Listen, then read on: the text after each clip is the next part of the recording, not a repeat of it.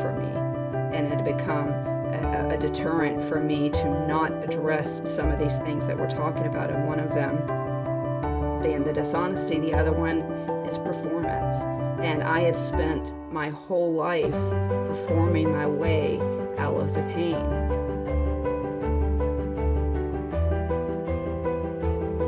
Hey everybody, and welcome back to Wednesdays with Watson.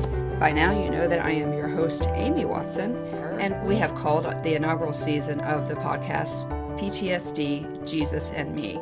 Definitely seeing the evolution of the podcast and even the evolution of some healing for me, like stuff that I never even anticipated. And so with that being said, the last few podcasts we have had a guest on who is back with us today. Welcome back to the podcast, Crissy. Thanks for having me. Thank you for doing this. I know that this is a little bit outside your wheelhouse, so I do have a question for you, because I have fielded this question for about 10 days now, and I'm tired of answering it. So I didn't put you on the spot because I know better than that. So, but one of the questions, since you have been on the podcast for the last, I guess this is the third week, and some people keep saying to me, and different versions of this question is, how did you get the most shy person on the face of the earth to do this?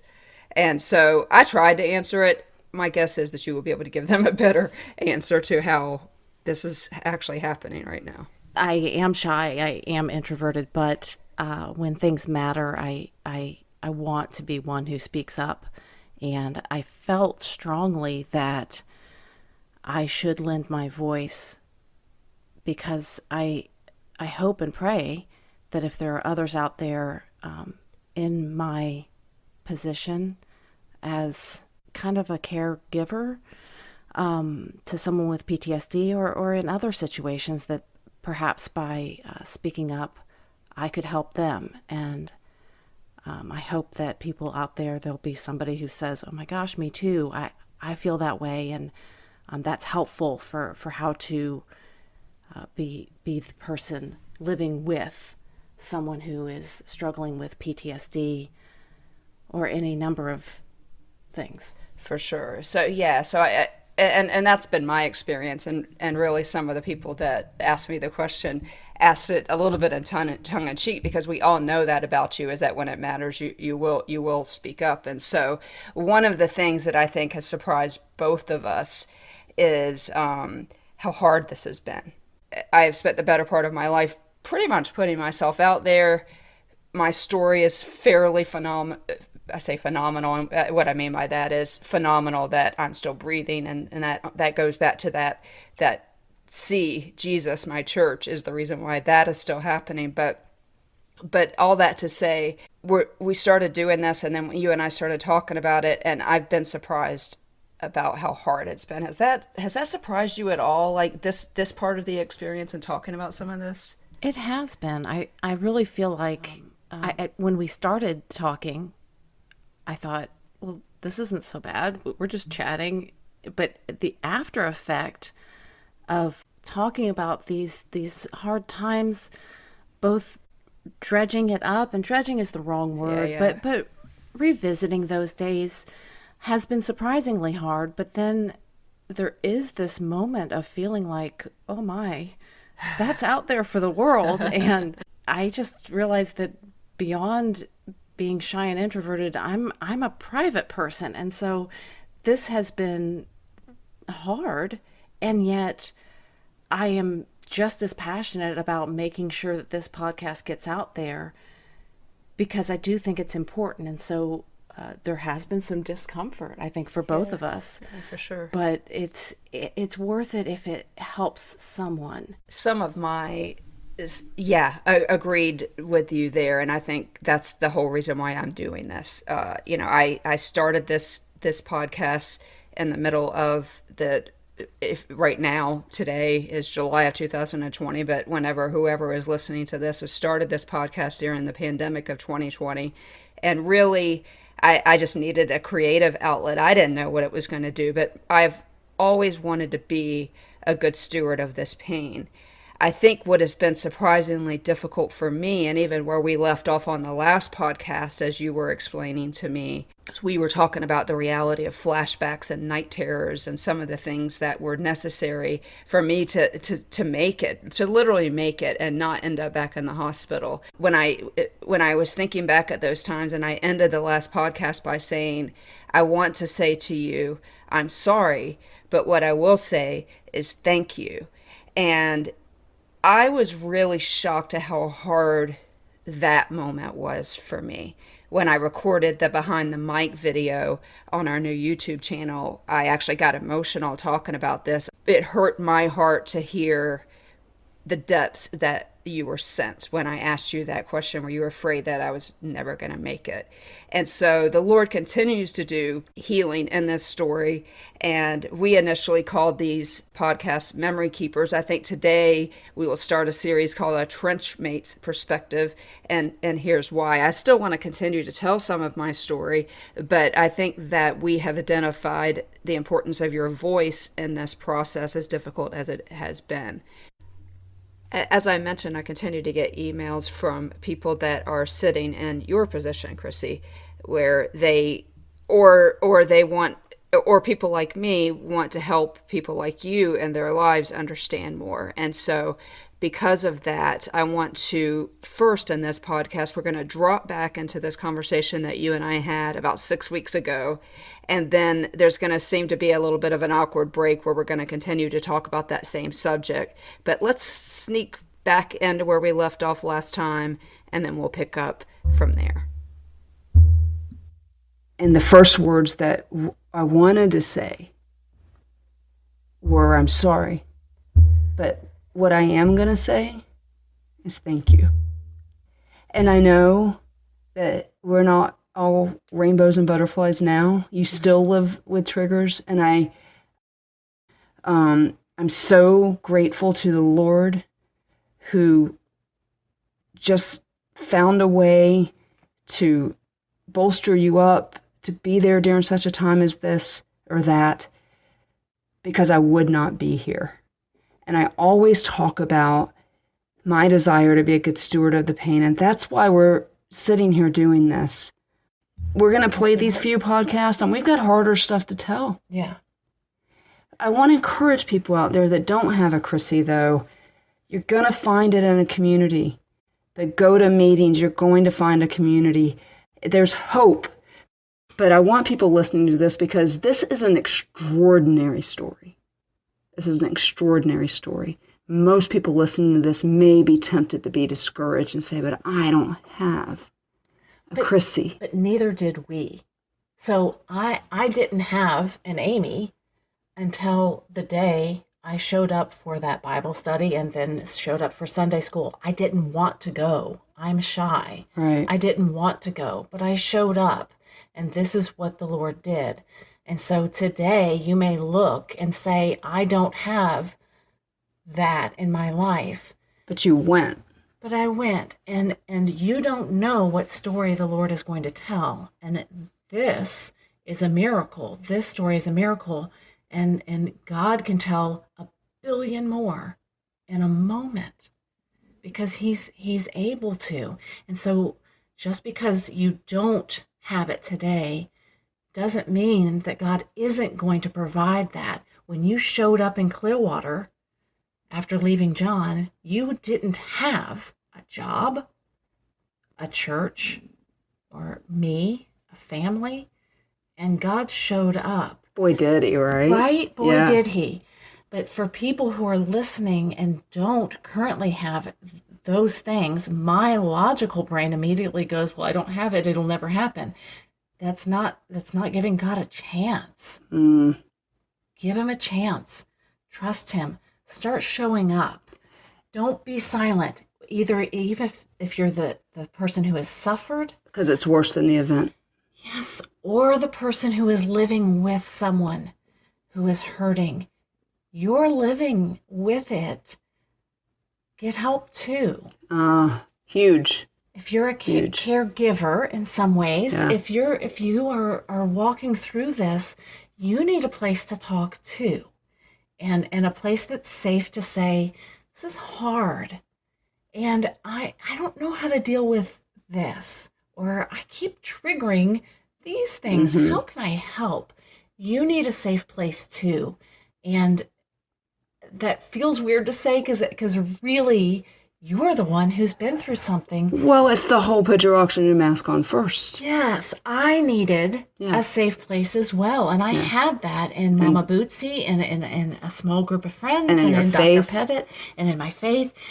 Yeah, but it's imperative for both parties to make sure that you are taking care of yourself and that you have some safe places to share. And this is really safe places to share. She huge.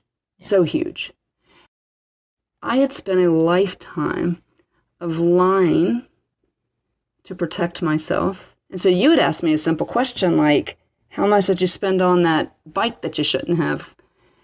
And you just really, really wanted to know how much was that bike. You didn't care. You weren't in charge of my bank account. But I would lie to you about that. Absolutely. And so how did you stick with me? You forgave me over and over and over and over, and it doesn't matter why I lied, because you've said two things to me over the years, and one of them is you often remind me, give yourself grace for those few good decisions you made to get a Crissy Loughridge in your life. Absolutely. And I got up one Wednesday night and went to that Bible study. Yes. I got up one day and went to that Cheryl's life group. I accepted the invitation to teach there. And that's not all me. That is that old footprints in the sand. Jesus picked me up and carried me and said, you're going to go here, here, and here. But you also had to forgive me a lot. And so can you speak to, yes, you need a safe place, but I had to have hurt your feelings. And again, you go back to the safe place. But, I would lie to you about the price of a bike.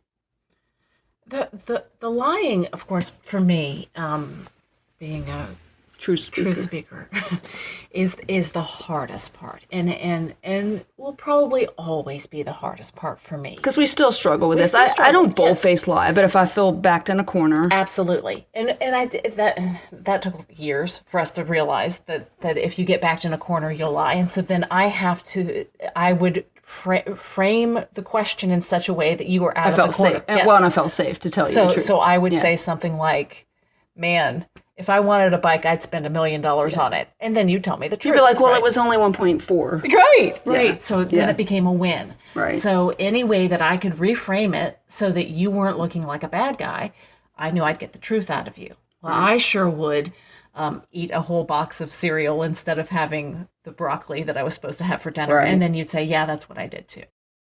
And so we still fight this because we still have an enemy who does not want this message out there. And everybody He's the father of lies for a reason. And confusion. Yeah. And lies, especially, you will find it with PTSD and with domestic violence, especially, because you've learned to survive on lies. And with the childhood you had, you learned to survive on lies. And so to change that pattern overnight it's not possible, barring a miracle. One of the things I want to make sure that I say at this juncture, because you asked a specific question, is why did I stick with it? It is 100%. I saw the person. I saw who you are. Just like any person, if you're looking at them and seeing their sin and not seeing the person, then you're missing out. You've missed the whole point. I saw you. I didn't see your lies. I saw you. I saw my friend. I saw this amazing, amazing, deep faith, wonderful, outgoing person. And so I wanted to dig in and get rid of the lies or any other problems as we were facing different issues. If I stepped on a landmine, I wanted to find out what I had stepped on and why, and how can we get better? How do we find healing so that you could be the best version of you? Because I knew from the day I met you, you had a voice and that you could preach the gospel and that others might gain the Lord because of your story, but more importantly, because of you. So while you're telling your story on this podcast, the more important thing is you're not a superstar because you've suffered so much. You're a superstar because of who God made you. Mm. And don't miss that. I do miss that. And I think that do. a lot of people want to, it is hard to not make a big deal about what you've been through. You were babysat by serial killers. Right. Bum, bum, bum. Yeah. Yeah. It's hard not to make that a headline. But who God made you is a big enough headline. And it's enough. It's enough. Yeah. It's more than enough. Yeah, like even if I didn't finish the book, which we all know I'm struggling to do, even if this was the last podcast, it's enough. So yeah, that was, Crissy, the end of that original conversation that you and I had about 6 weeks ago. That, I don't know about you, but we've edited this and listened to this so much. I'm not sure actually what will actually land on people's phones. But so we landed on, if I didn't do anything else with my life, if we didn't do another podcast or I never wrote another word or whatever, that I am enough. And that enough conversation came out of a very organic conversation that was unexpected, quite frankly, about, and you and I have been trying to find a way to explain this, but the unintended, the negative, I wanted to use the word consequence, but the side effects. Yeah, so some of the negative, because they really are negative side effects of PTSD, because we went off kind of on this organic conversation about one of the issues that you, as the person walking along closest with me, had to deal with was dishonesty and lying and things of that nature. And so that really sat with both of us, and we thought, boy, we need to spend some more time with this. Wouldn't you agree? Yes, and I think re-listening to it 6 weeks later, I wanted to make sure that it was abundantly clear that your lying was not a character issue. It wasn't who you are. It was a sin. And to differentiate, because there are times that you may meet someone or be in a relationship with someone who is toxic, I'm air quoting, or harmful or malicious or all of those things, and you might need to extricate yourself from the situation. This was not that situation. And I just want to make sure that people can understand that we're all sinners. So all of your friends at some point are going to hurt you, probably lie to you. And if you were to toss them out and say, well, you lied to me. I'm done. We're done. You're a liar. You're going to miss out. You're going to miss out on everything that the Lord has for you in that friendship and that relationship. And so it really takes some discernment to know the difference between someone who is sinning versus someone who is a blank, whatever it is. Sure. And like there's a obvious reason, like that kind of thing. Some of these things, and we're going to talk about them. Some of these things are out of character for that person. And I think that we've talked before already about the importance of, you had some people speaking into your life that you trusted and who would have told you to exit right and exit quickly in the event that it was bad for you. But one of the questions I am getting a lot on social media is, how do I help my person understand? And one of the things that I'd like you to say a little bit more, because I can actually visualize this in myself, is you talked about a PTSD patient, particularly somebody with childhood trauma like I had, as a wounded animal. And it's very difficult to do life alongside wounded people in general. But you've talked a little bit about that. How can so when I get these emails, I was like, how can I help my mom or my sister, or my aunt, my friend understand understand me? Talk to me a little bit about that, because that I heard you and I felt that as a PTSD patient when you talked about the wounded animal analogy. Yeah, I think, the more I think about it, the more, you really do realize that that is a lot of what's going on. The first problem with a wounded animal is you can't communicate. And similarly, I was not communicating with you effectively to say, I am safe, I am here to help. And so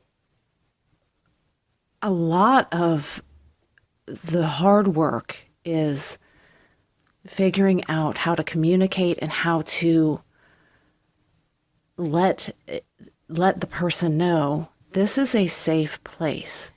And I will say, we're going to start talking about page turners, and we've got a lot of pages to turn in this story that only the Lord can tell. Just like everybody else's story out there, my story is no more phenomenal or important than yours. And I say it all the time, do not compare the stories. But you and I have lots of pages to turn on in this story. And one of them is this idea of doing life with the person, and really what you're signing up for when you do that, because there are behaviors that exhibit themselves, and this dishonesty thing for me was one of them. And when I felt, so we laughed, and I can't remember whether this actual audio actually made it onto the podcast or not at this point, but we were laughing because you were like, well, it only took us 185 years to figure out that if I backed you in a corner, it only took us that long to figure that out. And so that's what I want people listening to this is like, as somebody walking alongside with somebody who has a negative side effect, like feeling like I'm backed in a corner, I need to protect myself, so I'm going to lie about the price of a bike.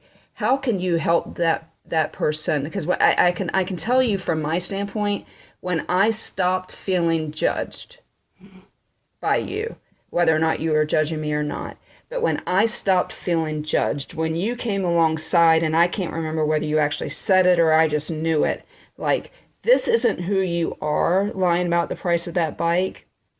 So what's really going on? Kind of like that old version of what really happened to you. When I stopped feeling judged and you came along, I'm a sinner too, or I lie too, or I do this to that too, then and only then could I go, this is a problem. Yeah, and I think that is what it needs to happen in anyone's situation, is find those key elements. What is the root of the issue? I knew for you, one of them early on I did figure out was you felt like if I said that's a lie, that I was saying you are a liar. Yeah. And it was a character attack. And so I would immediately say, I am not attacking your character. I don't believe this is who you are, but this is not truthful. Right. The judging came later, where I could specifically address, hey, I'm not trying to judge you. I would do the same thing, or I would do something similar in your situation too. But let's talk about what the truth is, or however you word it. But the key is to find out what is the deeper thing that is really haunting the person. This really goes for everybody. In any situation, if somebody is behaving out of sorts, if you've punched someone's buttons, right, stepped on a landmine in general, there's a reason. And if you can figure out what that is, then you both can address it and hopefully move forward. Right. Yeah, and I think that, so again, we're talking about the unintended side effects of PTSD, and one of them for me it was / is, this desire to protect myself by way of not telling the truth when I didn't feel safe. And so, but I want to continue to talk about some of those and really bleed that into a little bit of what happened after, right? So I had gone back to work and was not doing well. that ministry that is that church and school, about 45 days out, said, hey, you know what, you're not okay, go home. And they honored my contract, and I went home and we continued to really struggle with some of those night terrors and things that we talked about. But I knew that I had to have a job, and in the classroom, as much as I loved it, was not going to be that job for me because of some of the stuff that I was going through. And really, the Lord just extricated me from that situation because, quite frankly, that classroom, those kids, that ministry had become an idol for me.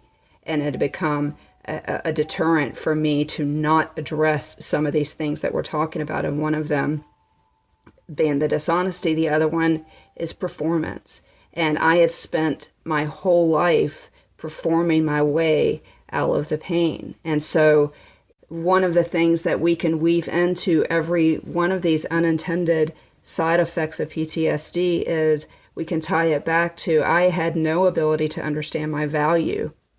About 99.9% of the people that just heard that sentence also has no ability to understand their value. And I go back, Crissy, to Stacy and her birthday verse, and when I met her in the psych ward, and the verses said, you are more valuable than many sparrow, and how I just, at that point in my life, and even most days at this point in my life, I didn't get that. But I knew that after I healed a little bit, so I spent that summer pretty much healing, and we had already talked about what would be next. I knew that the classroom wasn't going to be the place for me, and so I had to find a job. We had been talking about starting a business, and before I moved to Clearwater and taught, I had done this exact same business for about 12 years. And so after that summer, we started our business, Watermark Management Group. And do you remember, Crissy, how we named the Watermark? You remember how much fun that was? Yes. We didn't know what we were going to name it, and we just used a iPod and hit shuffle. Yeah, so we hit shuffle, and we said the first song that speaks to us, that's what we're going to name the business. We were starting a business where there was all kinds of opportunities for redemption based on how I had spent 12 years of my life and my career and that domestic violence marriage. And so starting this business really was an opportunity to redeem those years. But it also fed one of these unintended consequences / side effects of PTSD, which I was using as an analgesic. I was using it to cope with the pain because even the handfuls of medications still weren't getting it done for me. And so this was an opportunity to perform. But we were riding down the road, and this song came on by a group called Watermark. And these are the lyrics that made us name our business Watermark Management Group. Because of who you are and who I am in you, you make all things pure. Because of who you are and who I am in you, you make all things true. You make all things new. And of course, everybody knows how much I love that verse, Joel 2:25, where the Bible says that I will restore the years that the locusts have stolen from you. And so, Crissy, I want to thank you for talking today, and we're going to really make this a springboard off into these unintended side effects of PTSD, because I continue to get messages from loved ones. And so we will pick up in a couple weeks, continuing to talk about some behaviors that some of you may be seeing in the people that you love, and then this Trenchmates perspective. And so, as usual, please follow us on all of our social media. Twitter is Amy Watson Author, Facebook is Amy Watson Author, and Instagram is Author Amy Watson. Thank you for listening, and see you in 2 weeks.